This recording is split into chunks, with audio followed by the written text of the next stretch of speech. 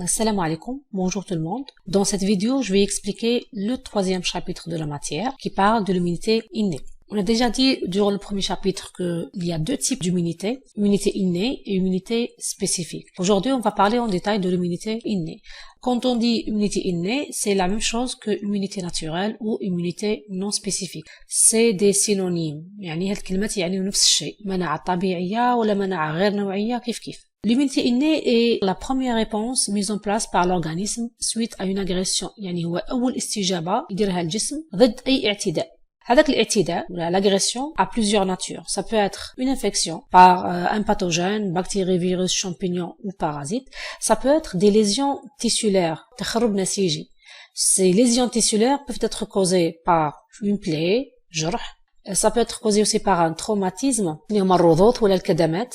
Ça peut être aussi causé par des brûlures de nature physique ou chimique. Quand on parle de brûlures physiques, par exemple, les brûlures par les rayons ultraviolets, الحروق بالأشعة فوق البنفسجية, ou des brûlures chimiques par des acides forts ou de base fortes.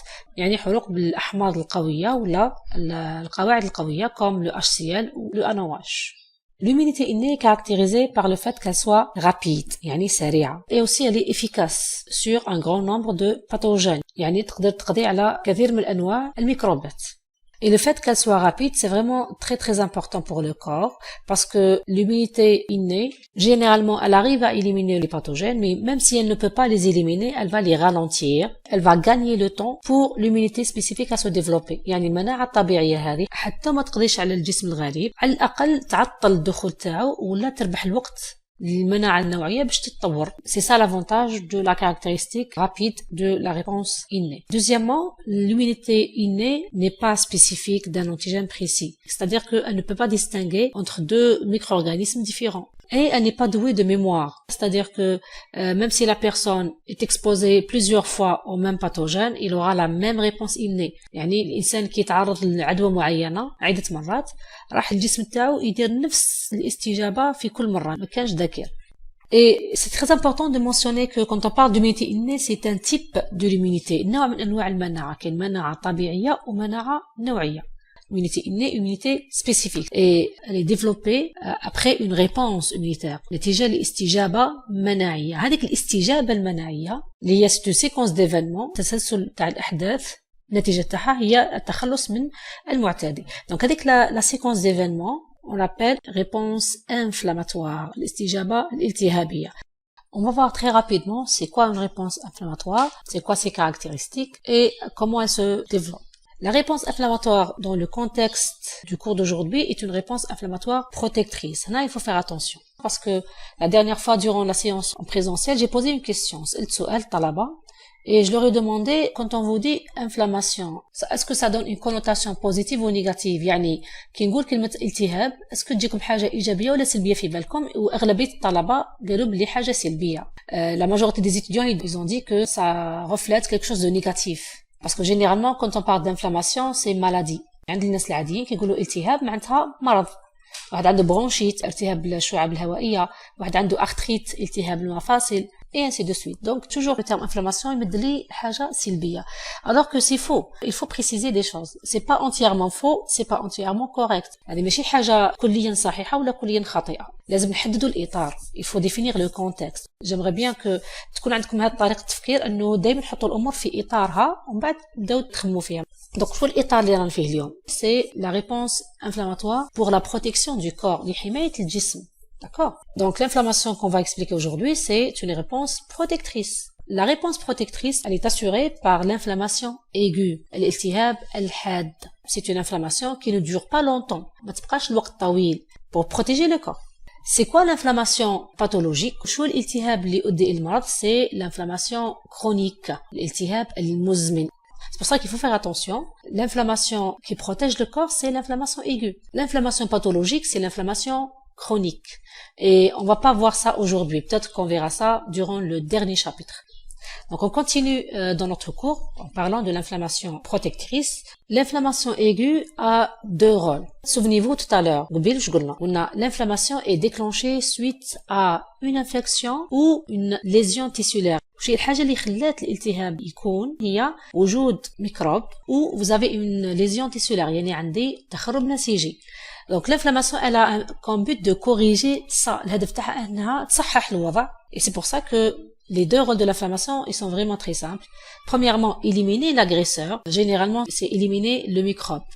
Deuxièmement, réparer le tissu lésé. Quand la lésion tissulaire se fait, كيكون عندكم تخرب نسيجي، لازم النسيج يصير له ترميم، لازم يرجع كما كان. Donc c'est ça les deux rôles de l'inflammation. L'autre information que je tiens à vous donner, c'est quels sont les signes majeurs de l'inflammation. Généralement, l'inflammation est caractérisée par 4 signes. La rougeur, la douleur, la chaleur et le gonflement. Enfin, pour les cellules principales de l'inflammation, en général, il y a plusieurs cellules de l'immunité innée. Mais quand on précise inflammation, l'inflammation implique surtout les phagocytes, les phagocytes sont présentés par les neutrophiles et les monocytes macrophages. Bien sûr, il y a d'autres cellules, comme les mastocytes, elles sont impliquées beaucoup de l'inflammation, mais les cellules clés de l'inflammation, c'est les phagocytes. On va voir maintenant rapidement les séquences d'événements de la réponse inflammatoire et comment la réponse inflammatoire se développe. Premièrement, on a dit que l'inflammation est provoquée ou déclenchée par soit une infection, soit une lésion. Dans ce schéma, on a schématisé une inflammation locale معناتها موضعية. Par exemple, une lésion tissulaire causée par un objet tranchant, تخرب نسيجي ولا جرح عن طريق آلة حادة، تقدر تكون زجاجة ولا شوكة ولا أي حاجة. Et vous voyez qu'il y a des bactéries. En fait, lorsque vous vous blessez, il y a forcément des bactéries qui rentrent. Donc ça, c'est l'agression. Il y a l'agression. Il y a une lésion tissulaire plus des microbes. La première chose qui se produit, c'est que cette agression va causer l'activation de certaines cellules, de certaines molécules. Les lésions tissulaires ou même l'infection entraînent la libération de médiateurs pro-inflammatoires. الوسائط الالتهابية. Ces médiateurs, qu'est-ce qu'ils vont faire? تسهيل قدوم الخلايا المناعية إلى الوسط الالتهاب.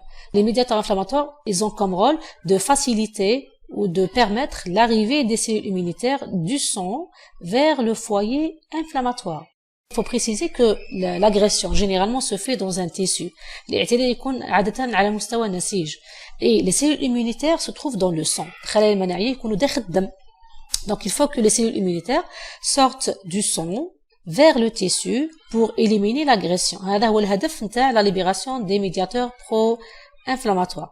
Donc, qu'est-ce qu'ils font, les médiateurs pro-inflammatoires? Ils vont induire une vasodilatation et une augmentation de la perméabilité vasculaire. Vasodilatation, c'est l'élargissement de la lumière des vaisseaux sanguins. يعني توسع الأوعية الدموية, c'est pour permettre d'augmenter la perméabilité vasculaire. يعني تسمح بزيادة النفاذية نتاع الأوعية الدموية. Ça c'est un capillaire sanguin normal et ça c'est un capillaire ou la vaisseau sanguin dilaté. Ça va être une vasodilatation. Le capillaire sanguin, il est formé par une couche de cellules qu'on appelle cellules endothéliales. La taille des cellules ne change pas. الحجم تاع الخلايا ما يتبدلش. بصح كي يعرض هذاك le capillaire sanguin, lorsque le capillaire sanguin est élargi, il y aura un espace qui va se créer entre les cellules. حيخلق لي فراغ بين الخلايا. À travers cet espace, les cellules immunitaires vont venir traverser la barrière endothéliale pour aller au site de l'agression. الخلايا المناعية راح تفوت عن طريق هذاك الفراغ اللي يخلق من توسع الوعاء الدموي وتروح إلى مكان الاعتداء. Perméabilité vasculaire permet l'influx de fluides et de cellules. Donc الخلايا راح يدخلوا plus le fluide. Vous connaissez que le sang contient plusieurs molécules comme les anticorps et aussi le complément. الدم يحتوي على جزيئات مناعية كما المتممة وكما الأجسام المضادة. Le fluide, le plasma يفوت داخل الوسط ومعاه يفوت le complément وراح يشارك في الاستجابة الالتهابية. Donc, une fois les cellules et les molécules immunitaires traversent la barrière endothéliale vers le tissu, principalement, les phagocytes vont aller et phagocyter les microbes. Les phagocytes, comme les neutrophiles et les macrophages, راح يروحوا ويتخلصوا من البكتيريا. Maintenant, on va parler des composantes de l'immunité innée, مكونات المناعة الطبيعية.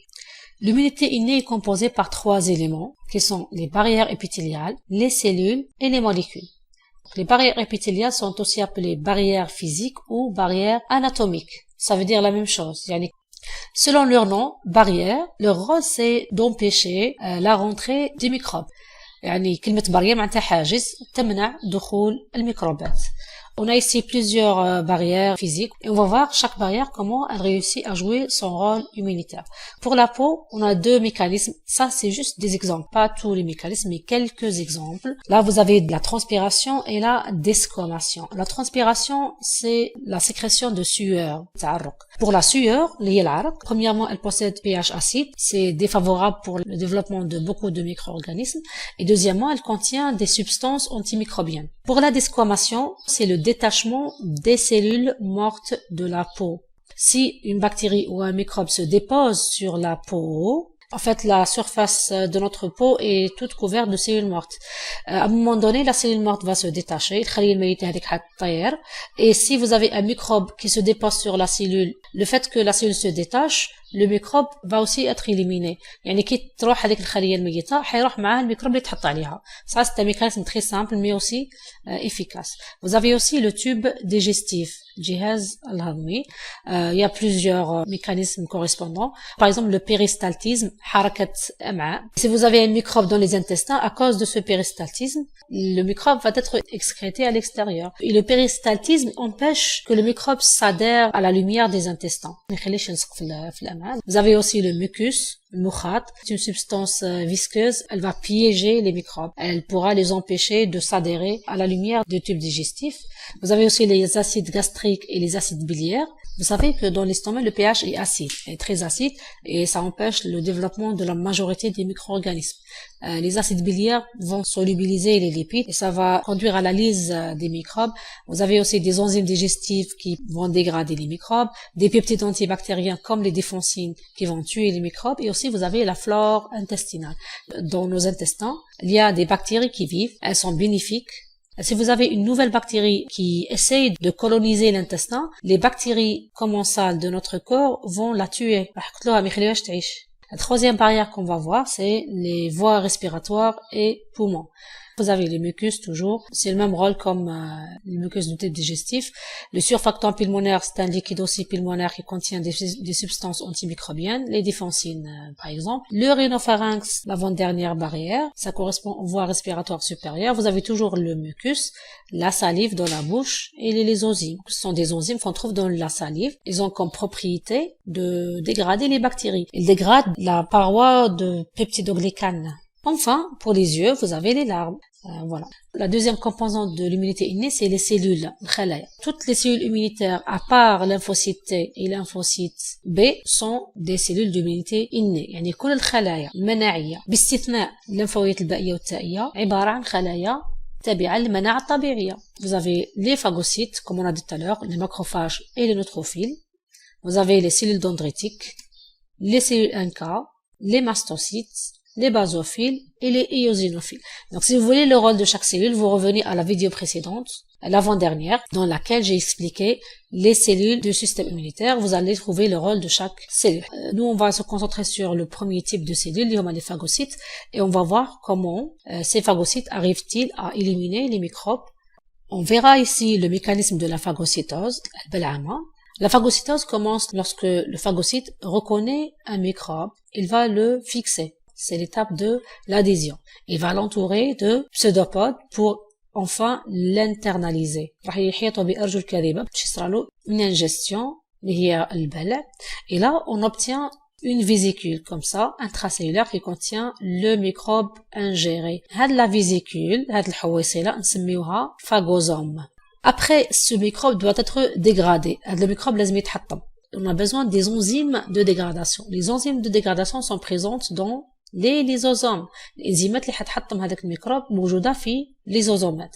Donc la prochaine étape c'est quoi? C'est la fusion entre le phagosome et le lysosome. تلاحم بين الphagosome et le lysosome. Les enzymes vont venir et dégrader le microbe. Ça c'est la troisième étape. Après, le microbe bien sûr sera dégradé et cette étape est appelée digestion du microbe. Une fois le microbe dégradé complètement, les déchets résultants seront libérés. C'est tout simplement le processus de phagocytose. Maintenant, on va passer aux molécules. Bien sûr, dans cette partie, on va développer le complément, mais il faut savoir que le complément n'est pas la seule protéine du système inné. Le complément ماهوش البروتين الوحيد في الجهاز المناعي الطبيعي. En fait, il y a plusieurs protéines, plusieurs molécules en général. Vous avez les cytokines كاين بزاف cytokinètes comme l'interleukine 1, le TNF, l'interleukine 6, interleukine 8. Vous avez aussi les protéines du complément, ce qu'on va développer juste après. Vous avez la CRP, la protéine réactive C. Vous avez les MBL. Les MBL, on va peut-être les voir juste après dans la partie complément. C'est pas une protéine de complément. MBL ماهيش protéine تاع le complément. بصح تدخل في l'activation du complément. Le MBL, c'est pour mannose binding lectine. C'est des lectines qui lient le mannose ويؤديوا إلى تنشيط المتممة. Activation du complément. بصح ماهمش جزء من المتممة. لازم تعرفوها. Le MBL ne fait pas partie du complément, mais il peut l'activer d'une certaine manière. Ok? Parmi ces molécules, on va juste développer le complément.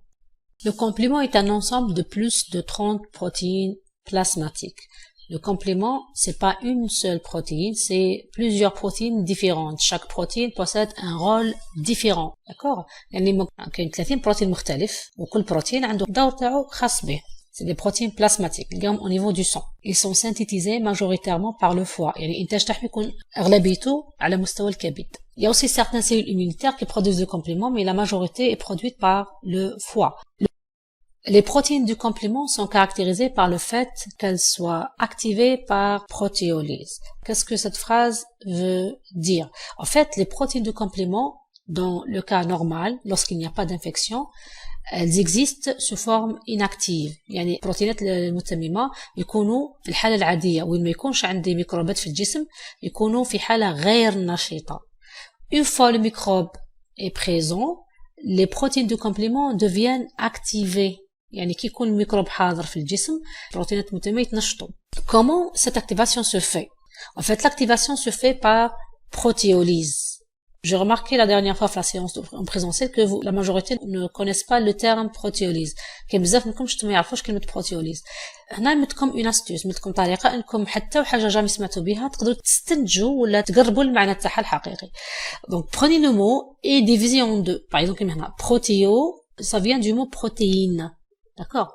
Et lyse, من كلمة ليز c'est التحليل ولا الإماعة. D'accord? Donc protéolyse c'est la lyse des protéines. C'est la lyse تخريب البروتينات. D'accord? تخريب البروتينات. هنا البروتين est composé par plusieurs acides aminés liés par une liaison covalente. البروتينات عبارة عن تسلسل أحماض أمينية مربوطة بروابط بيبتيدية. يعني كي يكون عندكم تخريب في البروتين automatiquement تخريب هذيك الرابطه البيبتيديه اللي هي رابطه تكافؤيه. يعني si vous avez une protéolyse ça veut dire que la liaison peptidique a été coupée. تتقص بكل بساطه. يعني كلمه protéolyse هي عباره عن قص ou coupure. ونسميه ثاني clivage. Donc la protéolyse c'est une coupure, OK, une coupure de la liaison peptidique. Et ça va engendrer la génération de deux fragments. يعني هذاك البروتيوليز معناتها قص تاع رابطه بيبتيديه داخل البروتين هذا يؤدي الى إنتاج جزئين نصفين من البروتين هذاك. À chaque fois qu'une protéine de complément est activée par coupure, elle peut activer une autre protéine. D'accord? Aussi en la coupant. La deuxième active la troisième, et ainsi de suite. Donc il y a certains protéines de complément qui sont activés et c'est une réaction en chaîne. عبارة عن تفاعل تسلسلي. يعني هذا حدث يجيب حدث يجيب حدث حتى نتيجة نهائية. Donc à chaque événement, il y a un prochain événement. Le prochain, il va engendrer un prochain événement jusqu'à la fin de l'activation. L'activation se fait par cascade. هذا التنشيط يكون على شكل cascade d'activation. Le terme cascade, ça veut dire شلال. يعني une fois déclenché l'activation تكمل حتى النهاية. C'est quoi la conséquence finale de l'activation du complément? شو النتيجة النهائية تاع تنشيط المتممة؟ c'est la lyse et l'élimination du microbe. يعني تخريب الميكروب تخلص منه. Il faut savoir certaines caractéristiques du complément pour comprendre l'activation parce que notre but dans le cours شو الهدف تاعنا c'est comprendre comment le complément est activé et quels sont les différents rôles du complément parce que le rôle du complément c'est pas uniquement la lyse, il y a d'autres rôles, on va les voir tout à l'heure. Donc voilà les caractéristiques de complément. Premièrement, c'est par rapport à la nomenclature, التسمية. Certaines protéines de complément sont désignées par la lettre C en majuscule et un chiffre. C1, C2, C3, 4, 5, 6 jusqu'à 9. D'autres sont appelés facteurs X. Facteur A, facteur B, facteur C, facteur D, ainsi de suite. L'autre caractéristique du complément, le clivage donne deux fragments. C'est jamais deux fragments de la même taille. Jamais يكون عندهم نفس la taille. Toujours, vous avez un grand fragment et un petit fragment. Le petit fragment, on lui donne une petite lettre A. نمثلوه بحرف A صغير. Le grand fragment avec un petit B. Exemple. Le fragment C3. مثال تاع C3. Quand elle est coupée, clivée ou la protéolysée, ça va donner deux fragments. Le petit fragment نسميوه C3A et le deuxième C3B. هنا لازم تتبعوا طريقة التسمية باش تلقاو روحكم من بعد. Il faut suivre ce type de nomenclature. Un autre exemple, مثال آخر, la C5 va donner deux fragments de taille différente. Un petit fragment qu'on appelle C5A et un grand fragment qu'on appelle la C5B. C'est applicable à tous les fragments de complément qui seront coupés. Je dois préciser que c'est pas tous les fragments qui seront coupés, parce que le complément fait 30 protéines différentes. Pour le complément fait 30 protéines مختلف, ماشي كامل حيتعرضوا للقص. كاين اخرين يتقصوا اخرين لا, على حسب الطبيعة تاعهم. Et les molécules qui seront coupées, toujours le petit fragment petit a, le grand fragment petit b. Exception faite pour la molécule C2. C2 هذا, quand il est coupé, le petit fragment B et le grand fragment est désigné par A. Comme je dis que le petit fragment de C2 a la lettre B. Le grand fragment a la lettre A. C'est la seule exception. Ça, c'est pour la nomenclature. Autre chose. Le petit fragment du complément va diffuser. Il ne va pas rester sur place. مش هيبقى في بلاصته, راح يتحرك بظاهرة الانتشار. Parce que الوسط اللي حيكون وسط مائي, هيتحرك ما يبقاش في بلاصته. Alors que le grand fragment se dépose au site de l'activation. Le grand fragment, avec le fragment الكبير, يتوضع في المكان الذي أنتج فيه. Donc ça, c'est très important comme information. Les grands fragments interagissent pour former des complexes à activité enzymatique. هذه خاصية أخرى مهمة جدا, أنه هذوك les grands fragments اللي تشكلوا يقدروا deux grands fragments يشكلوا لي معقد. On peut avoir la formation d'un complexe par l'association entre deux grands fragments et le complexe généré possède une activité enzymatique. يعني هذاك المعقد اللي تشكل حيكون عنده نشاطية إنزيمية. مثال عندكم le grand fragment C3B اللي هو le grand fragment تاع C3 et le grand fragment de facteur B. Le facteur B petit b هو le grand fragment. هاوليك هذا هو. باش ما نكتبوش فاكتور هنايا باش ما تديش لي ستار, درنا مثلناها بغران بي هذا تاع facteur B petit b معناتها le grand fragment. Donc ces deux grands fragments peuvent se joindre ensemble pour former un complexe. Le complexe نسميوه C3B grand B petit b et on va le désigner par un trait horizontal supérieur. راح نعبروا عليه بخط أفقي هكا. Ça signifie que le complexe possède une activité enzymatique. واش هي l'activité enzymatique اللي تكون عنده? C'est quoi le type d'activité? C'est tout simplement une activité de protéolyse. شوفوا هنا في le complément, c'est pas compliqué. Le complément, la seule réaction enzymatique générée, c'est la réaction de protéolyse. التفاعل الوحيد اللي حيكون عندي هنا généralement في الجزء تاع المتممة هو protéolyse, يعني قص تاع بروتين. مثال آخر, le C4B, c'est le grand fragment généré de clivage de C4 et C2A, اللي هو le grand fragment généré par la coupure de C2. قبل قلنا C2 كان فيه استثناء اسم الA تاعو هو الكبير. Donc le C4B et le C2A vont former un complexe, on le désigne comme ça. Ils possèdent une activité enzymatique. شوفوا هاد les deux complexes هذا وهذا. Je vous ai donné des exemples réels. اديتكم امثله حقيقيه باش من بعد نستعملوهم في l'activation تشوفوا كيف يتشكلوا. Les deux complexes ils sont capables de couper la C3. هادو يقدر يكون عندهم خاصيه انزيميه انهم يقصوا حاجه. شنو هي الحاجه هذه؟ هي C3. عليها نسميو هذا C3 convertase, يعني كشغل الانزيم القادر على قص C3. هذا كيف هذا ثاني C3 convertase. حنشوفوا من بعد باللي هذا يتشكل لي في voie d'activation مختلفه على هذا, بصح في زوج عندهم نفس الدور.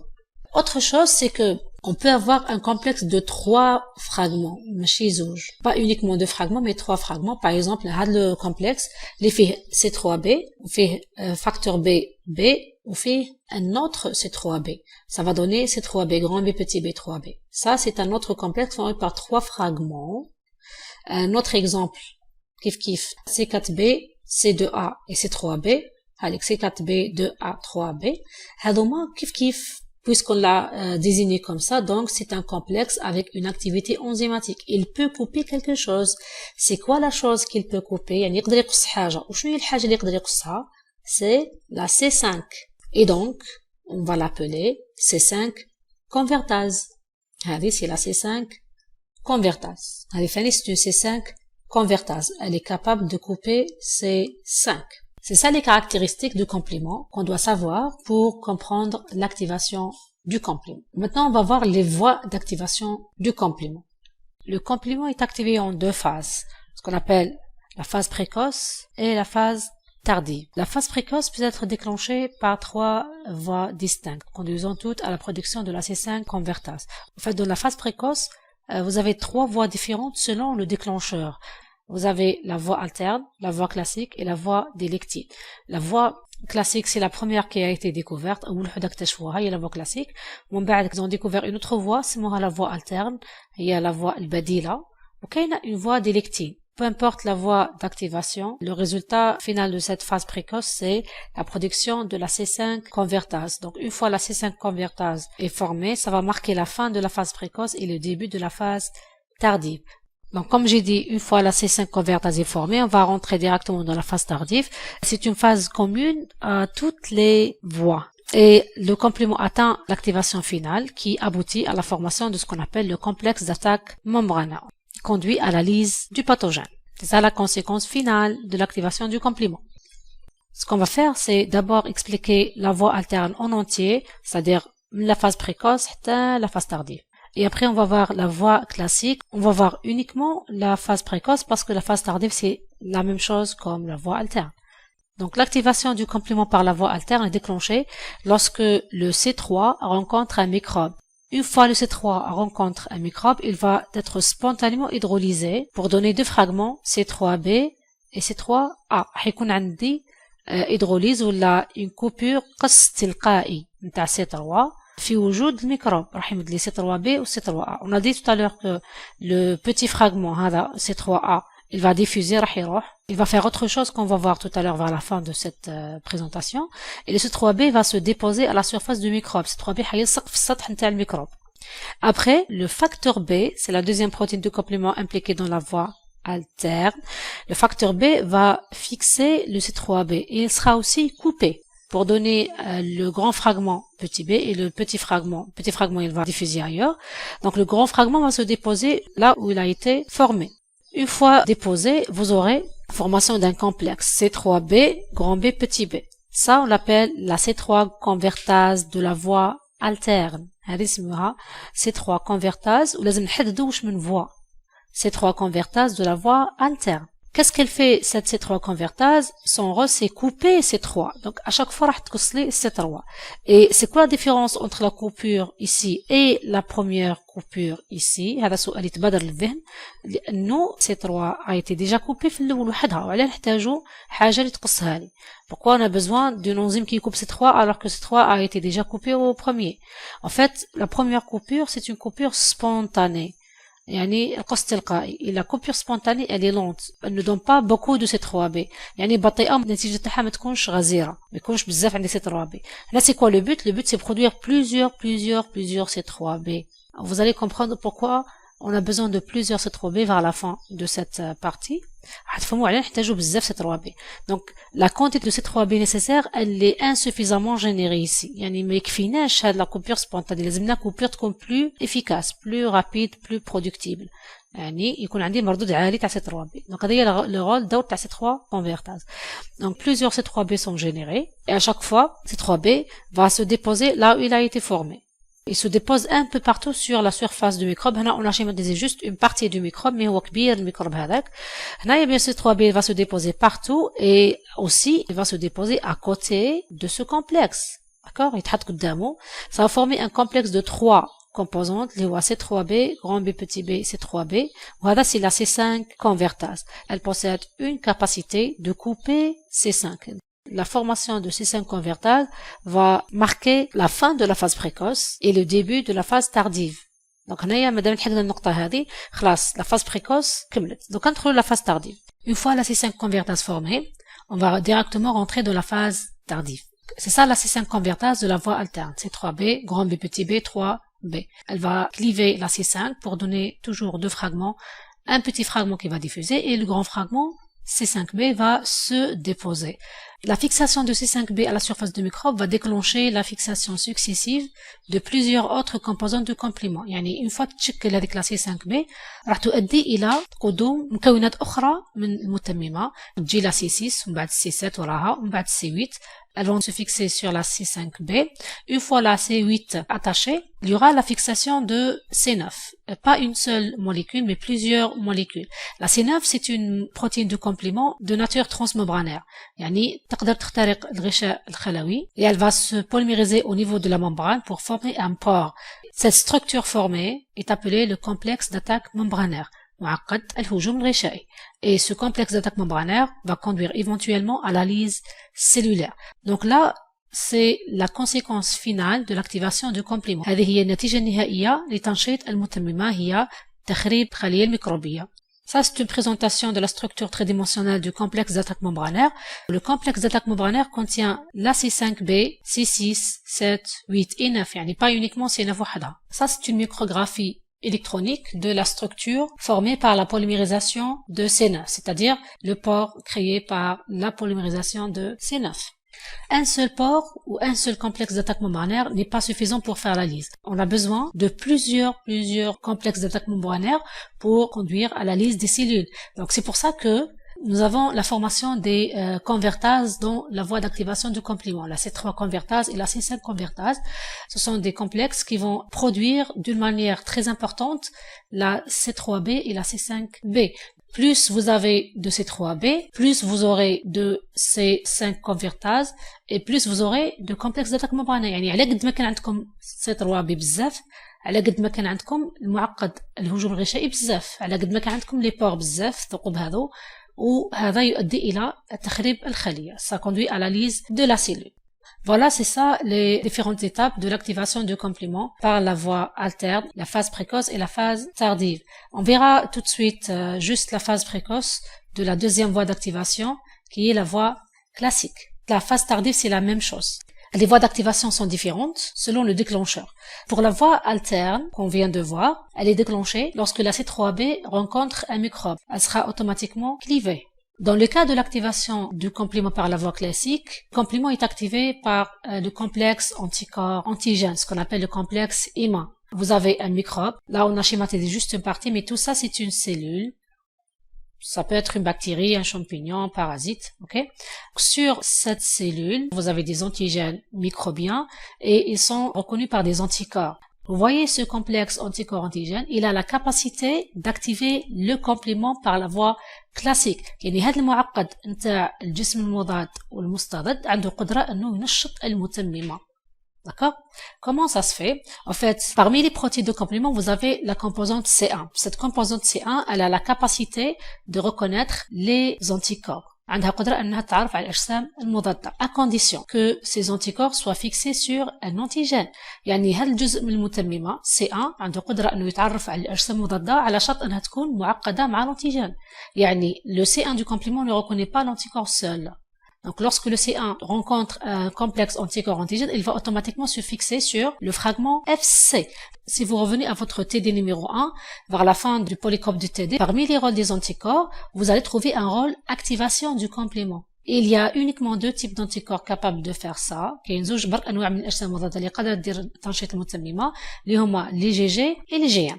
Donc, la composante C1 de complément, comme je viens de dire, reconnaît le complexe anticorps-antigène. Elle va se fixer sur les anticorps. Une fois fixée, elle va automatiquement être activée. Et elle va couper C4 et C2. Donc, C1 va couper C4 et aussi, elle va couper C2. يعني C1 راح تقص C4 راح تقص C2. Ça va engendrer pour chaque composante de complément un petit fragment et un grand fragment. Pour le C4, C4b, c'est le grand fragment. Pour C2, C2A, c'est le grand fragment. Les grands fragments vont se déposer là où ils ont été formés. يعني حيتوضعوا في مكان اللي تشكلوا فيه et ça va donner un complexe اللي هو C4b, C2A. Donc ce complexe C4b, C2A possède une activité enzymatique et il est capable de couper la C3. C'est une C3 convertase. C'est une C3 convertase. Quand elle coupe C3, ça va donner bien sûr la C3b. La C3b va également se déposer à la surface du microbe. Plusieurs C3b formés qui se déposent un peu partout sur la surface du microbe. Un de ces fragments C3b va se déposer juste à côté de ces deux fragments-là et ça va former un complexe de 3 composantes, C4b, C2a et C3b. Ce complexe formé, il est capable de couper la C5. Vous voyez qu'on est arrivé à la formation de la C5 convertase et une fois la C5 convertase formée, on va directement rentrer dans la phase tardive de l'activation du complément qui est exactement la même comme ce qu'on a vu tout à l'heure pour la voie alterne. Il nous reste juste la voie des lectines. Donc pour la voie des lectines, je vais juste vous montrer comment ça se passe. C'est expliqué très brièvement dans le polycope du cours. Voilà, donc la voie des lectines. Vous allez voir que c'est presque la même chose comme la voie classique. La différence, c'est juste le démarrage. Donc là, vous avez un microbe et il présente un manose terminal. هنايا كاين عندكم manose نهائي يعني جاي في الطرف تاع la chaîne. À leur surface cellulaire. Ce mannose est reconnu par la MBL. MBL, c'est mannose binding lectine. C'est une lectine liant le mannose. Donc, lorsque la MBL est fixée sur le mannose à la surface du microbe, il y aura un champignon, il y aura automatiquement clivage de C4 et C2. Et ça va donner C4B, C2A. Après, un complexe C4B2A, c'est la C3 convertase, qui va couper la C3, pour donner un C3b et après générer une C5 convertase. Remarquez que c'est la même chose comme la voie classique. Les événements. La seule différence soit juste le démarrage. Voilà, nous avons expliqué les voies d'activation du complément. On va voir maintenant les fonctions du complément. Adwar al-mutammima. L'activation du complément jusqu'à la fin. Ça donne ce qu'on appelle le complexe d'attaque membranaire. تنشيط المتممة يمد لنتيجة نهائية اللي هي تشكيل معقد الهجوم الغشائي, le complexe d'attaque membranaire, qui a comme but de lyser les cellules ou les microbes. Et donc, le premier rôle du complément qu'on va voir, c'est la lyse des microbes ou des micro-organismes par le complexe d'attaque membranaire. Le complément possède plusieurs autres rôles. Quand on a parlé tout à l'heure de l'activation du complément, on s'est concentré sur les grands fragments. Les grands fragments, C3b, C5b, le facteur B, mais les petits fragments, on n'a pas évoqué les petits fragments. En fait, les petits fragments sont impliqués dans d'autres fonctions. La deuxième fonction du complément, c'est la stimulation de la réponse inflammatoire. Les petits fragments, principalement C3A, C5A, vont aller se fixer sur les phagocytes, surtout les neutrophiles. Ils vont causer l'activation de ces cellules et leur recrutement. Elles vont attirer les leucocytes vers le site de l'infection. En fait, si je reviens un petit peu en arrière, tout à l'heure on a dit que lors de la réaction inflammatoire, les phagocytes vont sortir du sang vers le tissu pour aller jusqu'au site de l'infection pour phagocyter les bactéries. Donc, comment elles savent exactement où aller? Qui exactement où ils vont? Qui est-ce qui va les recruter? Le terme recrutement, c'est comme si les cellules vont être attirées vers le site de l'infection. La chose qui va les attirer, c'est les composants du complément, C3A et C5A. Donc, une fois les phagocytes recrutés au site de l'inflammation, ils vont phagocyter les microbes. Ils vont les détruire. Donc, ça, c'est le deuxième rôle du complément. Pour le troisième rôle, c'est l'opsonisation de l'antigène conduisant à sa phagocytose. C'est quoi l'opsonisation? Tout simplement, l'opsonisation, c'est faciliter la phagocytose ou permettre la phagocytose. On va expliquer comment ça se passe. Durant les phases d'activation de complément, vous avez remarqué que le C3b se dépose à la surface des microbes. Donc, les microbes seront couverts de C3b. De notre côté, les phagocytes, comme les macrophages et les neutrophiles, possèdent des récepteurs de complément. Ces récepteurs reconnaissent le complément. Les récepteurs المستقبلات يتعرفوا على المتممة. يتعرفوا خاصة على le C3b. Donc ces récepteurs reconnaissent spécialement les C3b. Donc une fois le phagocyte, à travers son récepteur, reconnaît le C3b qui est déjà déposé sur un microbe, ça va déclencher la phagocytose du microbe. يعني بمجرد انه المستقبل يتعرف على C3b اللي هو متوضع على سطح الميكروب, هذا يؤدي الى بلعمة الميكروب. C'est ça l'opsonisation. Le quatrième rôle du complément, c'est la neutralisation des virus. Le terme neutraliser, ça veut dire empêcher l'infection. منع العدوى. C'est-à-dire que lorsque le virus est neutralisé, il ne peut pas infecter la cellule cible. يعني كي يكون هذاك le virus neutralisé يولي ما يقدرش يدخل داخل الخلية المستهدفة. Le virus, pour infecter une cellule, il possède des molécules de surface reconnues par des récepteurs à la surface cellulaire. يعني الفيروس باش يدخل داخل الخلية يتعرف عليها عن طريق مستقبلات معينة. Lorsque le complément est activé à la surface d'un virus, يعني كي تتنشط المتممة على سطح الفيروس, ça va toujours conduire à la formation des fragments C3b. Donc le virus sera couvert de C3b, يعني حيكون مغلف ب C3b. Les fragments C3b vont masquer les molécules de surface du virus. يعني هذوك C3b راح يغطيو المستقبلات نتاع الفيروس. Donc le virus ne pourra plus infecter la cellule. Le virus يولي غير قادر انه يتعرف على الخلية المستهدفة. C'est ça la neutralisation des virus par le complément. Et dernièrement, le dernier rôle de complément, c'est l'élimination des complexes IMA, anticorps antigènes. Ces complexes anticorps antigènes sont produits lors d'une réponse immunitaire présence d'un antigène donné. يعني في حالة وجود جسم غير في الجسم, الجسم راح ينتج أجسام مضادة. هذه بطبيعة الحال. Et راح يتشكل لي معقدات anticorps antigènes. Le problème se pose lorsque ces complexes anticorps antigènes se trouvent dans le sang et ne seront pas rapidement éliminés. المشكل يكون كي يكونوا هذول les complexes داخل الدم, ولو كان يطولوا داخل الدم حيخلقوا لي مشكل. Donc s'ils vont rester longtemps dans le sang, ça va créer un problème. C'est quoi le problème? Ils vont se déposer sur la lumière des vaisseaux sanguins et aussi dans les articulations. Et ça va conduire au développement d'inflammation. يعني لو كان يبقاو هذوك المعقدات المناعية داخل الدم لمدة طويلة راح يتوضعوا في الوعاء الدموي وراح يؤديوا إلى التهاب. لأنه le complexe anticorps antigène va activer le complément et le complément peut activer l'inflammation. Il faut vraiment se débarrasser rapidement des complexes anticorps antigènes. Quand vous avez un complexe anticorps antigène, ça va conduire à l'activation du complément. Éventuellement, vous aurez la formation de C3b qui va se déposer sur, bien sûr, le complexe anticorps antigène. D'un autre côté, les globules rouges, les érythrocytes, possèdent aussi des récepteurs de complément, CR1, qui marchent les phagocytes. Comme chez les phagocytes, même les globules rouges possèdent des récepteurs de complément.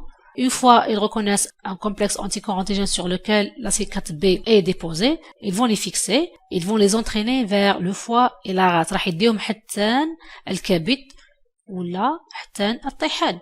على مستوى الكبد والطحال كاين surtout les macrophages qui vont phagocyter le complexe anticorps antigène. Au niveau du foie et la rate, vous avez plusieurs phagocytes qui sont principalement des macrophages qui vont éliminer le complexe anticorps antigène. Donc voilà, comme ça on aura atteint la fin de ce chapitre. J'espère que c'était clair. Si vous avez des questions, vous pouvez me les envoyer par email et on va les discuter durant la séance en présentiel, Inch'Allah. Assalamu alaikum.